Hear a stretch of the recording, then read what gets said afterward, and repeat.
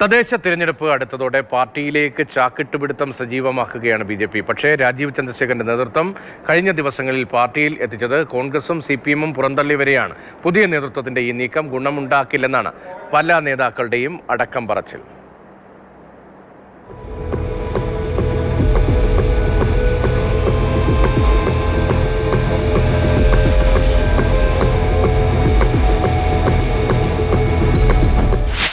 രണ്ട് ദിവസം മുൻപ് BJP ഓഫീസിൽ നിന്ന് രണ്ട് അറിയിപ്പുകൾ വന്നു. ബുധനാഴ്ചത്തെ അറിയിപ്പിൽ ഒരു പ്രമുഖ വ്യക്തി BJP-യിൽ ചേരാൻ പോകുന്നുവെന്നാണ് ഉണ്ടായിരുന്നത്. തൊട്ടടുത്ത ദിവസം വന്ന അറിയിപ്പിലും ഒരു പ്രമുഖ വ്യക്തി കൂടി BJP-യിൽ ചേരാൻ പോകുന്നുവെന്നായിരുന്നു. ഈ രണ്ടുപേരെയും BJP സംസ്ഥാന അധ്യക്ഷൻ രാജീവ് ചന്ദ്രശേഖർ ഹരിത കുങ്കുമവർണ്ണ ഷാൾ അണിയിച്ച് പാർട്ടിയിലേക്ക് സ്വീകരിക്കുകയും ചെയ്തു.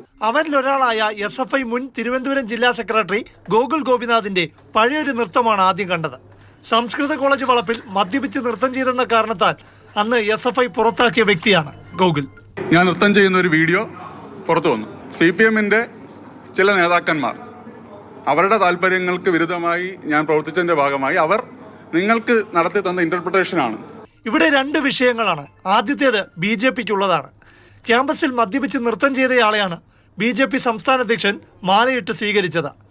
അടുത്തത് CPM-നുള്ളത്.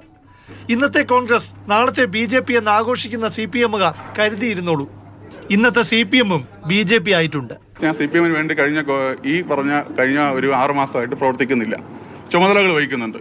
മനസ്സിൽ നിന്നുണ്ടായ ഇഷ്ടം കുറച്ച് നാളുകളായി BJP-യോട് തന്നെയാണ്. ഞാൻ പ്രവർത്തിച്ചിരുന്നത്, എൻ്റെ ചുമതല വഹിച്ചിരുന്നത് CPM-ലായിരുന്നു രാവിലെ വരെ എന്നുള്ളതാണ് ഞാൻ സൂചിപ്പിച്ചത്.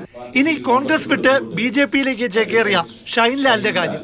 കഴിഞ്ഞ ലോക്സഭാ തെരഞ്ഞെടുപ്പിൽ ശശി തരൂരിനെതിരെ കോൺഗ്രസ് റിബലായി മത്സരിച്ചയാളാണ്. കോൺഗ്രസ് അവഗണിച്ചെന്ന് പരിഭവിച്ചിരുന്ന ഷൈൻലാലിനെ രാജീവ് ചന്ദ്രശേഖർ ടീം ഉപയോഗിച്ചു. നാടാർ സമുദായത്തിന്റെ പിന്തുണയുണ്ടെന്ന ധാരണയിൽ കോൺഗ്രസിനെതിരെ റിബലാക്കി ചെല്ലും ചെലവും നൽകി മത്സരത്തിനിറക്കി. എന്തിന് നാമനിർദ്ദേശ പത്രിക പോലും പൂരിപ്പിച്ച് നൽകിയത് BJP നേതാക്കളായിരുന്നു എന്നത് പരസ്യമായ രഹസ്യം. പക്ഷേ ഷൈൻലാലിന് കിട്ടിയത് 1483 വോട്ട് മാത്രം. യൂത്ത് കോൺഗ്രസിൽ സജീവമാകാൻ ഷൈൻലാൽ അടുത്തിടെയും ശ്രമം നടത്തിയതായാണ് കോൺഗ്രസ് നേതാക്കൾ പറയുന്നത്. എന്നാൽ ശശി തരൂരിന്റെ എതിർപ്പ് കാരണം വഴിയടഞ്ഞതാണെന്ന്. അത് ശരിവയ്ക്കും വിധമാണ് ഒരാഴ്ച മുൻപ് ശശി തരൂരിനെ പ്രകീർത്തിക്കുന്ന ഷൈൻലാലിന്റെ ഫേസ്ബുക്ക് പോസ്റ്റ്. എതിർപ്പാളയത്തെ പേരെടുത്ത നേതാക്കളെ ചാക്കിട്ട് പിടിച്ചിരുന്ന BJP തദ്ദേശ തെരഞ്ഞെടുപ്പ് അടുക്കുമ്പോൾ എതിരാളികൾ പുറന്തള്ളിയവരെ കൊട്ടിഘോഷിച്ച് പാർട്ടിയിലെത്തിക്കുകയാണ്. BJP-യിലെ നേതാക്കൾക്ക് പലർക്കും അതൃപ്തിയുണ്ട്. പക്ഷേ കേന്ദ്ര നേതൃത്വത്തെ പേടിച്ച് ആരും മിണ്ടില്ല. പ്രശാന്ത് കൃഷ്ണ, മാതൃഭൂമി ന്യൂസ്, തിരുവനന്തപുരം.